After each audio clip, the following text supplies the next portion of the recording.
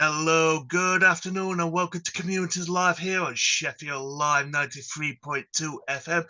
Chris and Ellie here, and we have a very special guest here today. We have composer Kim Halliday. So, good afternoon. Hiya, how are you doing? I'm very well, thank you. Here in rainy Sheffield here today.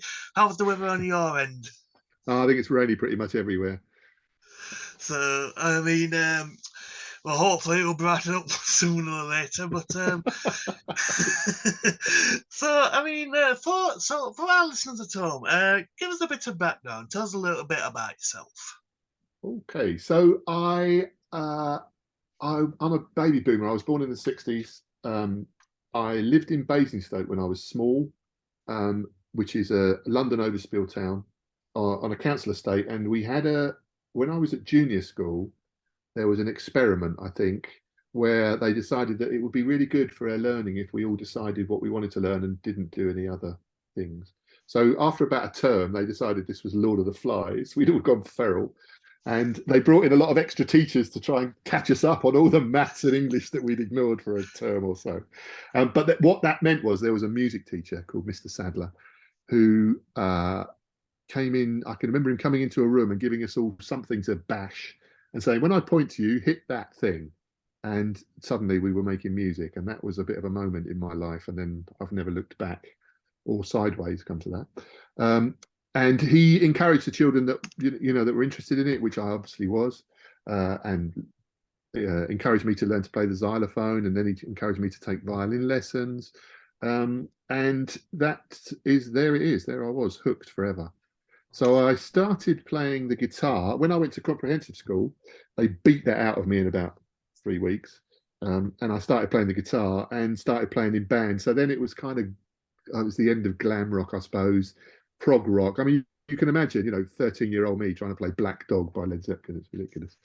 But luckily, I was rescued from a life in prog by punk and the pub rock thing, and then punk rock.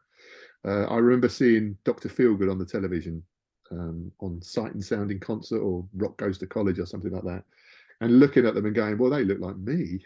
And there I was, hooked again. So I've been playing the guitar ever since, play the piano. And then in about 1990, when I was nearly 30, I kind of went, this is ridiculous being in a van with four people who hate each other the whole time. So I went to the London Film School to learn to write music to picture, which is a bit like going to learn to be a thatcher or somebody who makes, I don't know, viaducts. There's not that much call for it anymore. So I learned to write music to picture, and then I've been writing music to picture since, basically. And at the same time, because it's in and it's got to come out, I write music all the time. People ask me where I get inspiration from, and basically I don't. It's arriving all the time. There's a soundtrack to my life going on in my head, and sometimes I record it, and sometimes I sell it to people. So it's all good. I mean, you mentioned a few of your musical influences, but if there was anybody that you could duet with, new or old, who would it be and why? This is a really good question, because my initial reaction is, well, Jimi Hendrix, but then when you think that through, I'm not going to be called upon to do much with Jimi Hendrix. So you want to pick somebody who's not, who's a good collaborator, I think. I mean, I've been lucky enough to see some amazing musicians, from Little Richard to, I don't know, All the thousands and classics. thousands of gigs. Yeah. But I mean, all the way through, I saw Johnny Cash before he died. Wow. I saw Toots and the Maytals. I saw Bauhaus, if anybody remembers them. It's all great stuff. I think there are people that have really had an influence on me as a guitarist. So as a guitarist, it was people like Jimmy Page. But actually, now I listen to the way I play guitar. Andy Gill from the Gang of Four is in my music. I've stolen his licks. And Roland Orzabal from Tears for Fears, I've stolen quite a lot of his licks too. So, I think you absorb this stuff. If I was going to be just to pick one person, I think it would be Ray Charles. I think I'd like to sit next to Ray Charles when he was playing and watch him play. I think that would be a good thing. Another classic artist, isn't he? Yeah, yeah, and he's in a film with not that I ever met Ray Charles. I'm never going to claim that, but he was in a film with Clint Eastwood. Martin Scorsese presents the Blues, I think they were called. There was a series of them, and he said to Clint Eastwood, and this is the best advice I've ever heard, was my mother said to me when I was young, Ray, not everyone's going to like you, and I think that's really good advice because not everyone likes what I do, and it's taken me a long time to come to terms with not everybody loving me. So I think just for that piece of advice, I'd like to sit and chat to Ray Charles. And as a composer, how difficult is the process? I mean, does it come natural to whatever? So, say like if you do a score for a film, does it come naturally, or do you have to brainstorm a few ideas first before it actually comes to you?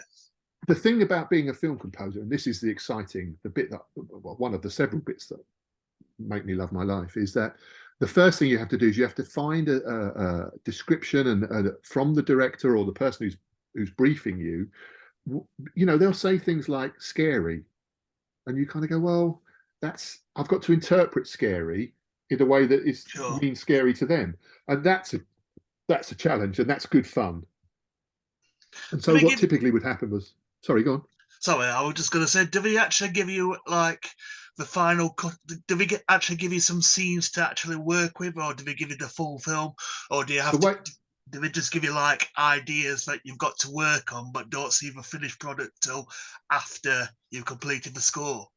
every single one is different. Typically, I would like to see a script because that gives you can start thinking about what you're going to talk to them about. So I would read the script. I would then see. I'd like to go on set because otherwise I never meet anybody. So I like to go on set and meet people and watch them work and watch what they're doing.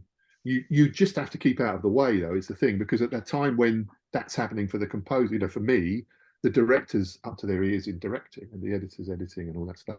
So that's always good. And then you would start offering some ideas to the director, whether they're pieces of music. And the director might give you a list and say, I really like, Smack My Bitch Up by the Prodigy.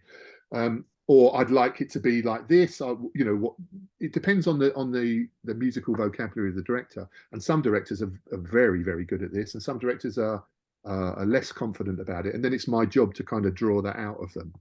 Um, and then you would end up starting to write to some edited picture. Now that used to be much more difficult because obviously if you had to get an orchestra in and record it and edit it and blah, that was very expensive. Whereas nowadays most of it's done with computers. And if I get in live musicians, it's easy enough for me to edit it to make it fit if they change the length of the scene or anything like that. So the mechanics of it are much simpler than they used to be.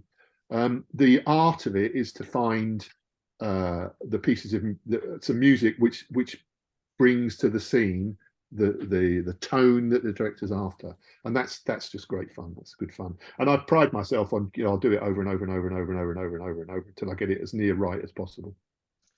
I want to actually ask you about that because a lot of music now is done by, as you say, computer. Do you think that's the most easy? Do you think it's actually easier to do music on the computer now rather than use instruments like before? What I do, and this is possible. So it's I'm not. I don't think I'm unique in this, but I have a vast set of samples which are musical instruments in different pitches that I can make sound. So I can make it sound like a violin or a cello or a duduk or an alto harp or all these obscure instruments or Asian musical instruments, Chinese violins and Indian percussion and all those things. Sure. What you need to be careful of is two things. One is it's like going to the supermarket and buying everything that you like the look of. So you buy some red peppers because they're nice and red, and I like that stripy toothpaste and a bag of flour, and you go home and you haven't got any dinner. You've just got a lot of noises and no real tune. And the other thing is you have to be careful about is if you were a proper arranger, you would know that a clarinet is pitched between a particular note and a particular note. It doesn't go higher, it doesn't go lower. And so you need to understand the instrument the sound that you're using Sure. in order to do it properly. Otherwise, it just sounds a bit strange. In other cases, though, you might say, "Well, I want it to sound strange," so that's fine. But I think you do need to have an understanding of the sounds you're using.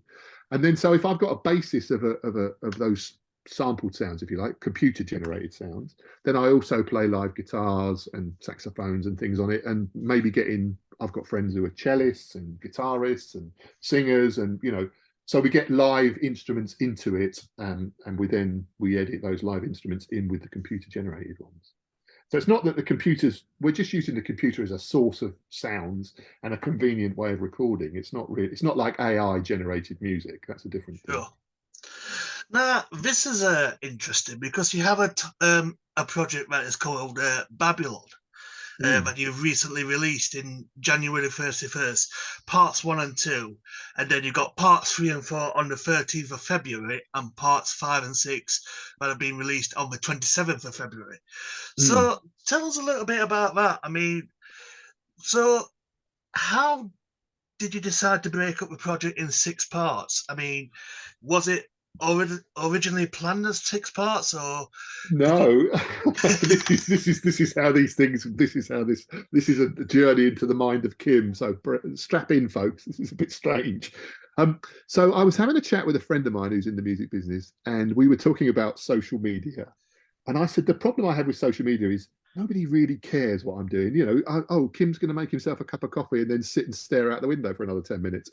It's not great socials.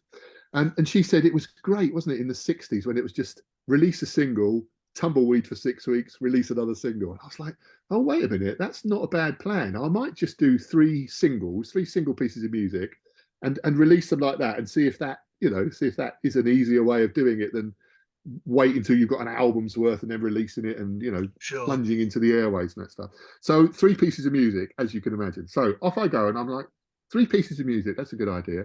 So I start doing the thing. The story of Babylon is both I'm very interested in really old stories being regenerated. So every major religion has a flood story. Every major religion has a creation story. Every major, understandably, these early people are kind of like, well, why does that happen? Why does this happen? And it's the same stories that are being recycled into Christian stories. Sure. And sorry, and every other major religion. It's not not down just on Christian. But I'm very interested in the way that creative process works. So I kind of went, oh, good. And I also like the idea that Babylon can be used in many contexts, from Babylon, the city in Persia, to the Tower of Babel, which is a story of the whore of Babylon, to Babylon Make the Rules by Steel Pulse in the 70s. So I kind of went, oh, that'll be good. I'll make it about Babylon.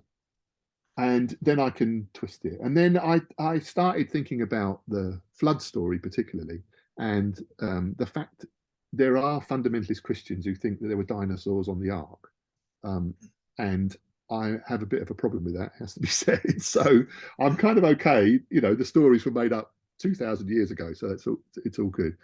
But I had a conversation with my granddaughter some time ago where she was talking about heaven, which is the last piece in Babylon, Heaven. And I kind of went, oh, wait, that'll wrap all that up together. But I already had 4 pieces by then, so it became 5. And then I kind of went, oh, no, it'd be nice to have, so it became 6 pieces. So instead of being 3 singles, one every 2 weeks, it was 6 pieces. And then I have 3 daughters, grown-up daughters, and I played to one of them, and she said, I don't know if everyone wants to hear you talking, Dad. And I was like, well, you're right, that's true. So I'll do an instrumental version of each of these, so people don't have to listen to my babble. They can just listen to the music. And then I kind of went, well, I could do a remix as well, just to show to people what you could do with a remix. Because one of the things that happens when I'm engaged for films is they hear a piece of music that I've written and say, oh, can you adjust that? Well, of course, yes, I can. I'm happy to. So it started off being 3 3-minute pieces and ended up being 18 pieces of music. So no, it's interesting. Sorry, go on. Well, I was just going to say that's what happens when you're your own manager and nobody's saying you need to stop now, Kim.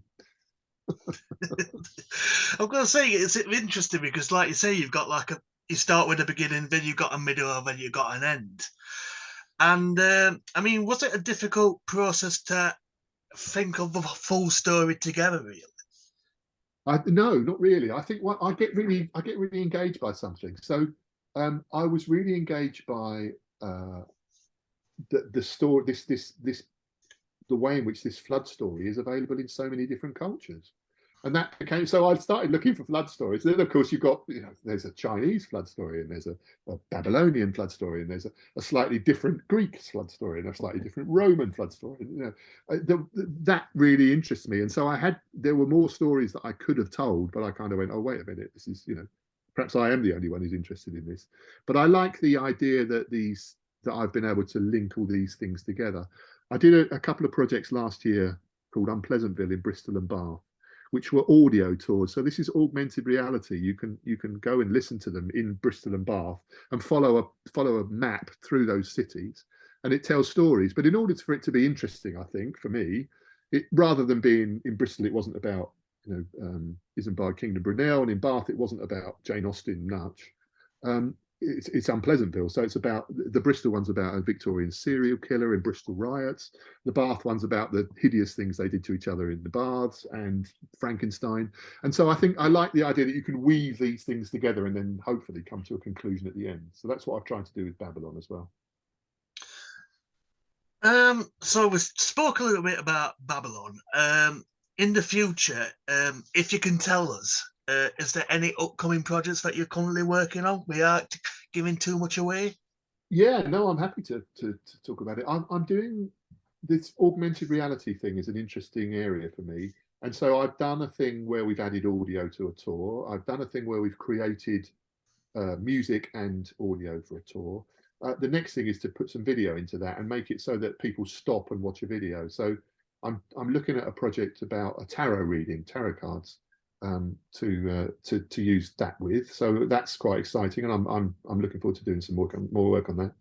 I've also been working on a science fiction. I've got a friend who's a writer in Whitby, who is writing, I guess they're sort of sci-fi horror stories, and we're putting them to music. It's the kind of War of the Worlds, if you remember that, Jeff Wayne's War of the Yes. Worlds, meets Stranger Things, kind of lots of old 70s synths in it and things, but that's in progress, so that's really good. And I did a film a couple of years ago called I Am Gen Z, which was about the effect of mobile technology on that Gen Z people. And I'm talking to those documentary filmmakers about a new film, which they're making now. It's just at the end of pre-production. So there's always something on the go. And also, this stuff is in my head and comes out the whole time. So I'm also writing pieces of music all the time. Just comes out. Can't stop it. And for our listeners who want to break into the music industry, how tough is it? I really don't want to come off as that kind of grumpy old bloke in the corner going, oh no, you don't want to be doing that. It's hard, but it's always been hard. It was when I first began, to get into a studio as a band and make a demo cost a fortune, and none of us had a fortune. And now, obviously, you can make a demo in your bedroom. It's dead easy, but getting anybody to listen to it is hard. So it was always difficult. If it wasn't difficult, it wouldn't be so rewarding. So I would say, yeah, get on, go on, do it, make something that you can make, and then build on that. So, if you're a singer, write a song. If you're a musician, find some other people to play with. Just take a little step. Don't try and if you've got a story in your head, don't try and make that into a 13-part Netflix series. You're never going to get, Sure. it's too much of a step. Just write the story down. When you've got a short story, make it into a script, make a short film. Just keep incrementally improving what you do and how you do it, and learning, from these things. But don't stop. And the really most important thing is, don't let people telling you they don't like it stop you from doing it, because not everybody in the world's heard it yet. Everybody in the world hasn't heard it. And, if you thought it was a good idea in the first place, it is a good idea. And you're just not quite fixing it right, not playing it right. But the idea, the kernel of the idea you need to kind of hold on to that and never surrender, because there's no fun in that. Thank you for sharing that with me, Kim. So my final few questions for you is, for our listeners at home who want to follow you on social media, do you have like platforms like Facebook, Twitter? I do a bit of Instagram as Kim Halliday Music, and also as Unpleasantville. My website is www.obviously kimhalliday.com, and the production company is unpleasantville.com. So there's all the projects will be on one or other of those. You can find me on Bandcamp if you use that and you want to download the music. My Bandcamp library is pretty much free. You can download it for nothing. and I'm more than happy for people to download it for nothing and listen to it and hopefully enjoy it and not throw sticks at me. But yeah, so yes, if you look for me on Bandcamp, it's on Spotify. It's available in all the usual media outlets. But Bandcamp is my favorite because people can then download it and reduce their carbon footprint and for nothing. So that's a place to go.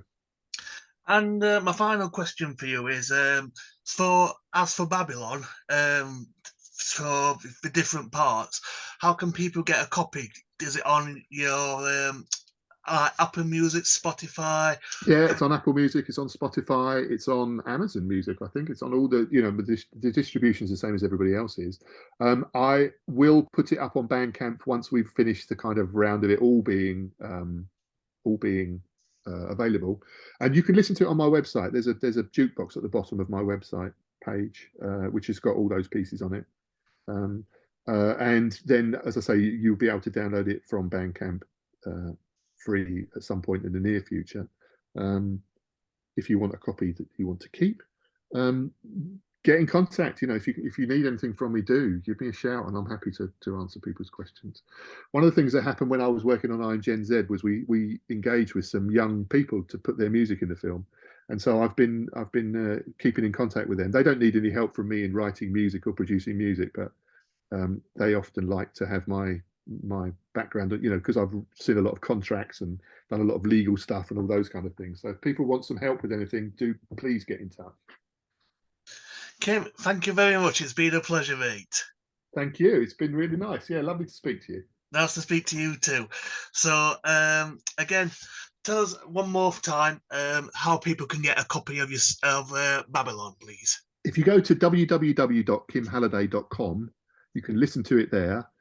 You can hear it on Spotify. You can hear it on Apple Music, on all those usual outlets. And if you wait a couple of weeks, you'll be able to download it from Bandcamp for free. Kim, it's been a pleasure. Thank you for your time. Entirely my pleasure. Thanks very much.